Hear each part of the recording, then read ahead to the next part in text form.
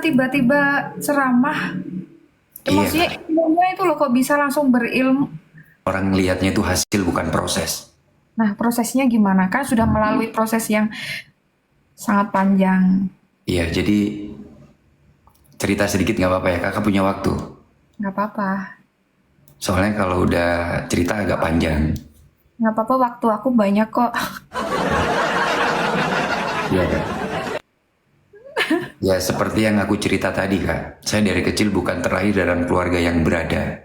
Saya dari keluarga yang sangat-sangat sederhana, bahkan bisa dibilang nggak mampu.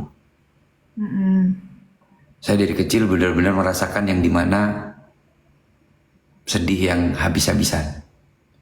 Bahkan Mm-mm. orang almarhum bapak saya bilang, suatu saat nanti kamu harus jadi orang yang kaya. Kalau sekarang kamu terlahir menjadi orang yang miskin, itu bukan masalah. Tapi ketika engkau meninggal dalam keadaan miskin, berarti kamu punya masalah. Nah di situ saya bangkit, saya belajar bekerja. Modal saya cuma satu, Kak. Wow. Keyakinan.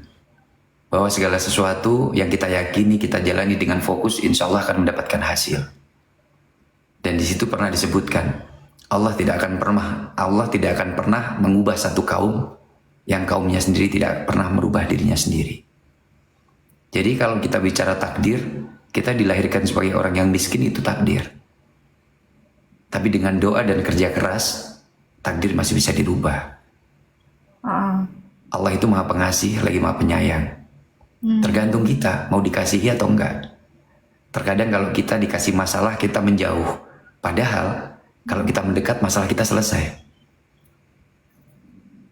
Ya, Tapi cuman terkadang kembali lagi. tapi semakin kita deket sama Allah, semakin semakin banyak masalah nggak sih? Semakin banyak masalah. Karena apa? Semakin banyak masalah, kita semakin kuat. Semakin banyak ujian, kita akan semakin beriman. Semakin kita diuji, berarti Allah sayang. Karena bukan semua orang diuji oleh Allah. Enggak, banyak orang yang nggak sholat, hartanya banyak. Banyak orang yang nggak pernah sholat, pangkatnya banyak. Itu namanya istijrat, Kak, jebakan. Ketika dia dikasih segala sesuatu oleh Allah, namun dia lupa dengan Allah, bahagia di dunia, belum tentu bahagia di akhirat. Dan orang-orang yang sengsara sekarang ini diuji oleh Allah, mungkin dia sengsara di dunia, belum tentu dia sengsara di akhirat.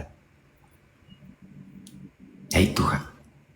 Terus bisa sadar Iya, maksudnya jadi kenapa karena apa alhamdulillah, tuh?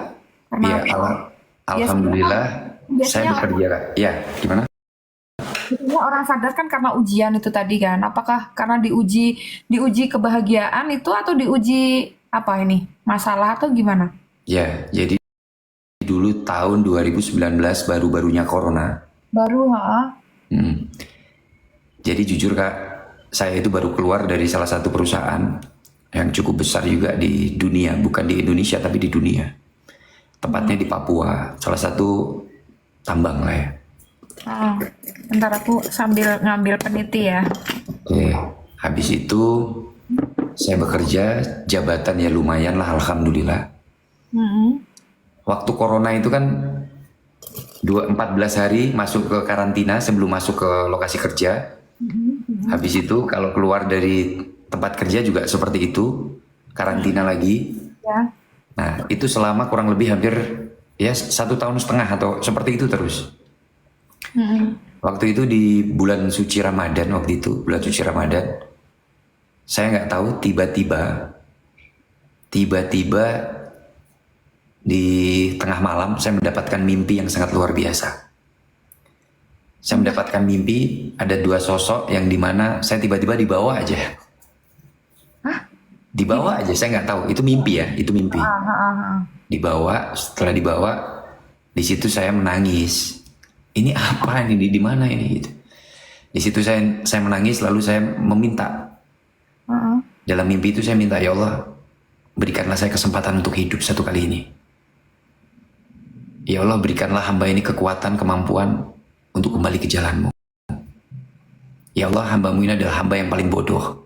Engkau telah berikan pangkat, derajat, harta. Tapi aku selalu tidak pernah menghargaimu ya Allah. Di situ saya hanya ingat satu orang tuaku yaitu ibuku. Ibuku udah sepuh, udah tua. Saya menyampaikan, ya Allah berikanlah hamba kesempatan untuk bertaubat. Dan ketika hamba dikasih kesempatan, hamba akan berdakwah dengan ilmu yang seadanya yang saya miliki. Dan saya ingin benar-benar kembali ke jalanmu. Dari situ saya terbangun pas waktu itu jam subuh Kak. Subuh saya bangun. Waktu itu saya ada di salah satu hotel yang cukup ini juga di Jakarta. Tempat kita karantina ya. Kamar itu berasa bukan kamar, tapi saya berasa ketika saya bangun itu semuanya cahaya di dalam itu full. Tidak ada satupun apa, cuman saya lihat terang. Di situ saya langsung bersujud, ya Allah, terima kasih atas kesempatan yang kau berikan. Ya Allah, akan kuberikan waktuku untuk mengajak orang-orang lain dalam kebaikan. Dari situ alhamdulillah. Itu pas bulan suci Ramadan waktu itu. Dari situ saya bikin VT yang dimana saya mengingatkan teman-teman yang sudah bertato, sholat ayo sholat. Sah atau tidak itu urusan Allah, bukan urusan kita. Dan tatomu, pekerjaanmu, kau pun bajingan, kamu PSK, kamu pun tukang pencuri, statusmu tidak akan mengubah daripada hukum daripada sholat. Sholat itu hukumnya wajib.